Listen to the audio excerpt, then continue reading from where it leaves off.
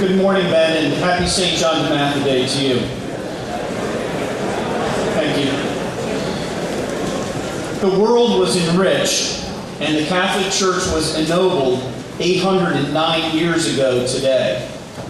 And none of us would be sitting here if Pope Innocent III had not commissioned the Trinitarians under the leadership of John DeMatha on this day in 1198. The Trinitarians were founded to redeem captives. But what does this word redeem mean exactly?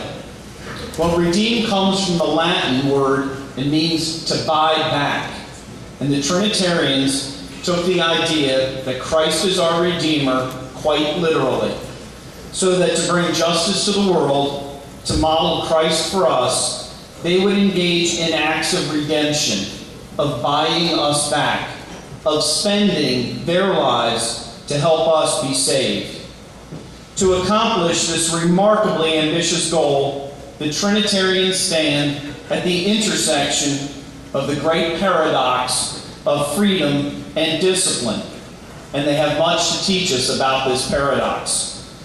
I would say that only one who is supremely disciplined is completely free, or that you are only as free as you are disciplined. But Dr. McMahon, you might say, doesn't discipline restrict freedom? Well, I would agree with you that punishment is usually designed to restrict freedom in some way, but punishment's not the same thing as discipline. Think of the discipline of a musician practicing scales, studying music theory, or continually working on the piece he is going to perform. Think of the discipline of the athlete, running sprints, lifting weights, watching film.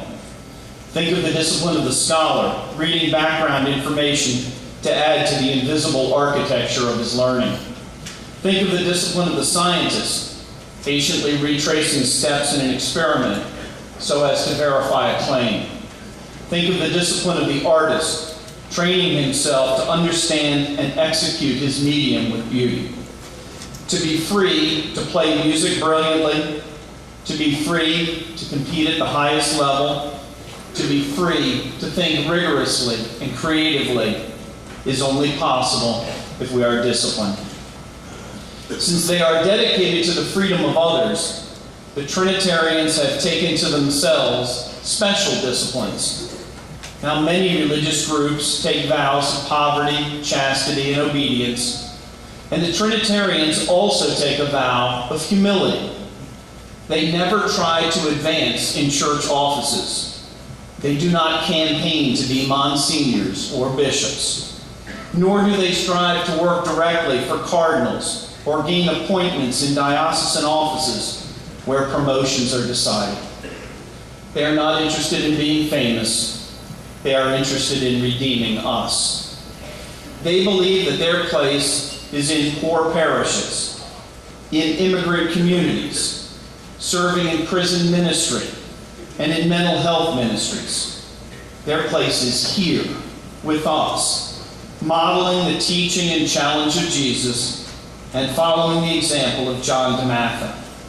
For we need to develop the discipline to turn away from bigotry, to reject materialism, to defy popular opinion when it's wrong, to stand up for what is right. The Trinitarians have always devoted themselves to the freedom of others. They are dedicated to helping us become fully human. Trinitarians like the great Father Robert Gauguin freed dozens of captives and wrote numerous books that inspired others to follow him. Father Terry Musnier trained hundreds of Trinitarians and ransomed numberless slaves. Father Bernard of Metz established Trinitarian houses throughout Europe, and in 1582, he wrote the first book about ransoming captives. Father Bartholomew Saran wrote a book in 1670 describing the conditions of a slave ship that had traveled from the west coast of Africa to the Caribbean and the Americas. His poignant description of the 150 slaves chained neck to neck is one of the first of its kind in the world. His despair at not being able to buy those slaves and set them free is palpable. These books certainly pushed the cause of the anti-slavery abolition movement further to the front of society and helped end the slave trade.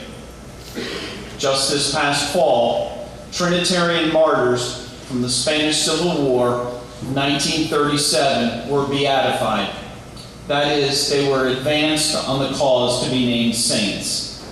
They gave their lives to redeem others. You know that here at DeMatha, we are so fortunate to have Father Burke, Father Damien, Father Lawrence, and Brother Mache here with us on a daily basis. We are also blessed to be the inheritors of a tradition that is over 800 years old. We are challenged to develop a discipline that frees us to bring more justice, more compassion, and more love to the world. A discipline that makes us fully human, a discipline that trains our bodies, our minds, and our souls in the Trinitarian tradition to make us men of action and men of prayer. Every day, but on this day in particular, let us show our appreciation to the Trinitarians for their many gifts to us, especially the gifts of discipline and freedom. Thank you.